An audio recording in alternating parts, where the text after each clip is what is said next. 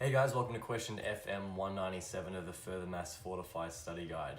This question says, Rue sells Christmas trees. Each year she must fit more trees on her land to keep up with demand. The average number of trees grown per hectare has been recorded over the past 3 years, as can be seen on the graph below. And then you guys have a graph in your books. At the end of year 1, Rue had an average of 110 Christmas trees growing per hectare.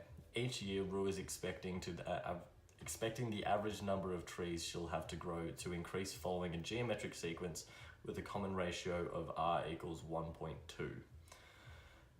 Question A says, mark the graph above where the value for year 4 is expected to lie. Now, I don't have a graph in front of me, as you can see, but I'm going to show you guys how to calculate the value for year 4, and from there, plotting it on the graph shouldn't be too difficult. So if we were to turn this into a recurrence relation of sorts, we would know that C1 is equal to 110, because after the first year, the average number of trees per hectare is 110. And if we were to create a recurrence relation, we would have Cn plus 1 is going to be equal to our rate, which is 1.2 times Cn. Now, if we were to continue this out a little bit, we would have C1 is equal to 110. C2, according to this recurrence relation, C2 is equal to 1.2 times C1, so we'd have 1.2 times 110, which should equal 132 if you plug it into your calculator. And from here, we continue this pattern out. So C3 is going to equal 1.2 times 132. Once again, plugging into a calculator, you get 158.4. And the end of the 4th year, which is what we're looking for, 1.2 times 158.4 is equal to 190.08. And of course, rounded to, when we're marking on the graph, we should mark somewhere around 190. So on year 4, we would go to the year 4 column, and then we would go up to about where 190 would lie in a row, and then place a little X there or a little mark to show that that's where we're marking.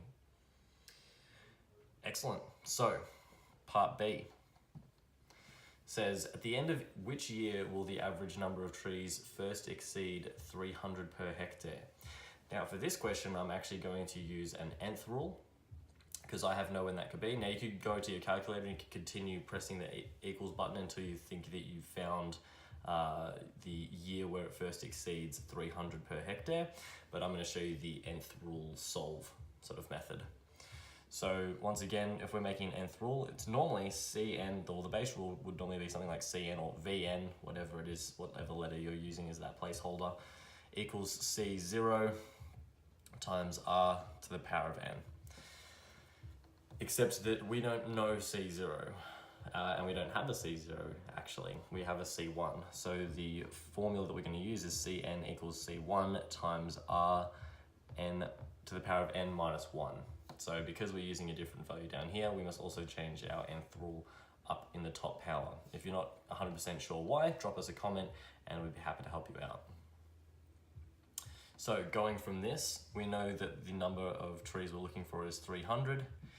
We know that our value of C1 is 110 and that our rate is 1.2 n minus 1. So we've got ourselves this little equation here for which we want to know the value of n. So of course we're going to use solve. So we're going to solve this equation, 2n minus 1 for n. Plugging this into your calculator, n should come back as having a value of 6.5029 something.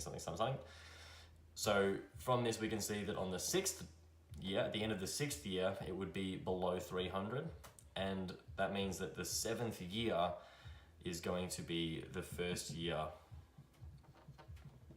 that it exceeds 300, an average of 300 trees per hectare. Question C says, what is the percentage increase each year for the average number of trees per hectare? Well, that rate of 1.2 tells us it's an increase of 20%. Part D of this question goes on to say, at the end of the year, Rue notices that a portion of her trees are dying due to a new disease, Grinchitis. Grinchitis kills an average of G Christmas trees per hectare each year. If Tn is the average number of trees per hectare at the end of the year N, the average number of trees per hectare can be modelled year to year by the recurrence relation Tn plus 1 is equal to 1.2 times Tn minus G, where T3 is equal to 158.4. So keep in mind not to be fooled by this little T3. This is how many average trees per year at the end of year 3. So keep that in mind for what we're up against soon. The question then goes on to say, give all following answers correct to 2 decimal places. So everything in part D will give correct to 2 decimal places where possible. Now, D part I says, if G equals 30, how many trees per hectare will Rue have on average by the end of year 5? Well, we know that T3 is equal to 158.4.